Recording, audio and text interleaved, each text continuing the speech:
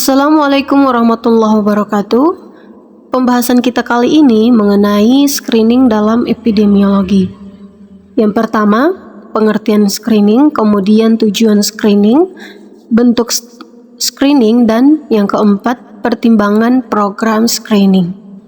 Pertama, pengertian screening. Ada beberapa definisi screening, diantaranya adalah yang pertama, screening dalam pengobatan adalah strategi yang digunakan dalam suatu populasi untuk mendeteksi suatu penyakit pada individu tanpa tanda-tanda atau gejala penyakit itu.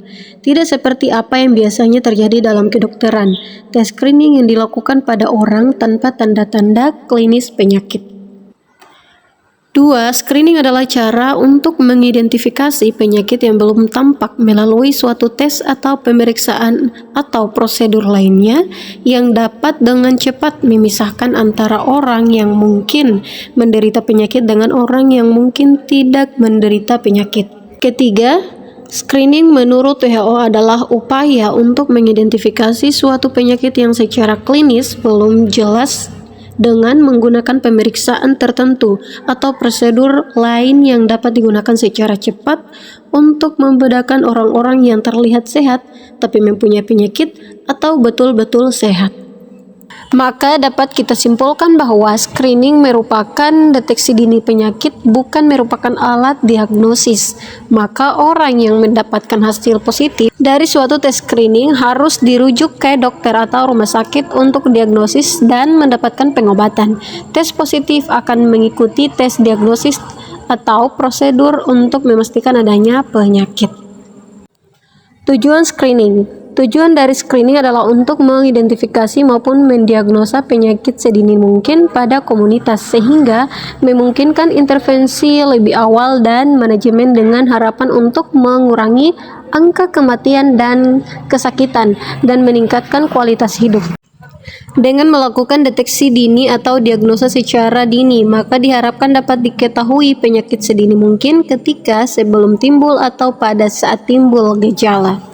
Untuk itu, tes yang digunakan dalam program screening, terutama untuk penyakit dengan insiden rendah, harus memiliki sensitivitas yang baik, yakni meliputi pertama, mengetahui diagnosis sedini mungkin agar cepat dilakukan terapi, kemudian menurunkan angka morbiditas dan mortalitas, kemudian meningkatkan kualitas hidup, mencegah meluasnya penyakit di masyarakat, mendidik masyarakat untuk melindungi kesehatan masyarakat, kemudian melihat besarnya masalah, dan yang terakhir memberi gambaran kepada tenaga kesehatan tentang fisik suatu penyakit agar berhati-hati dalam melakukan pengamatan terhadap suatu gejala sejak dini atau dari awal.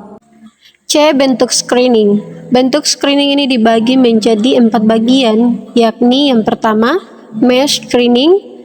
Mass screening adalah screening secara massal pada masyarakat tertentu. Kemudian yang kedua, selective screening adalah screening secara selektif berdasarkan kriteria tertentu atau kelompok penduduk tertentu. Contohnya, pemeriksaan C-cervix pada wanita usia lebih dari 40 tahun. Ketiga, single disease screening atau screening penyakit secara tunggal adalah screening yang dilakukan untuk satu jenis penyakit. Contoh screening pada penderita penyakit TB. Kemudian yang keempat, multiphasic screening atau screening multifase, yakni general check-up adalah screening yang dilakukan untuk lebih dari satu jenis penyakit. Contoh, pemeriksaan CA disertai pemeriksaan tekanan darah, gula darah, kolesterol, dan lain-lain. D atau 4, pertimbangan program screening. Banyak pertimbangan yang diperlukan untuk membantu memastikan program berjalan lancar dan efisien setelah dimulai.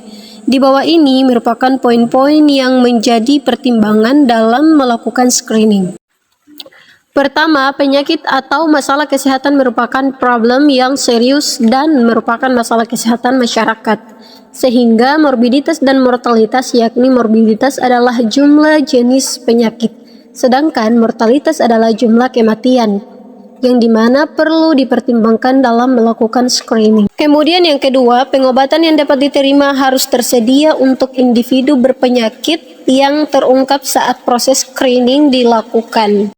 3. Harus tersedia akses ke fasilitas dan pelayanan perawatan kesehatan untuk diagnosis dan pengobatan lanjut mengenai penyakit yang ditemukan. Penyakit harus memiliki perjalanan yang dapat dikenali dengan keadaan awal dan keadaan setelahnya yang dapat diidentifikasi. Harus tersedia tes atau pemeriksaan yang tepat dan efektif untuk penyakit. Selanjutnya, tes dan proses uji harus dapat diterima oleh masyarakat umum.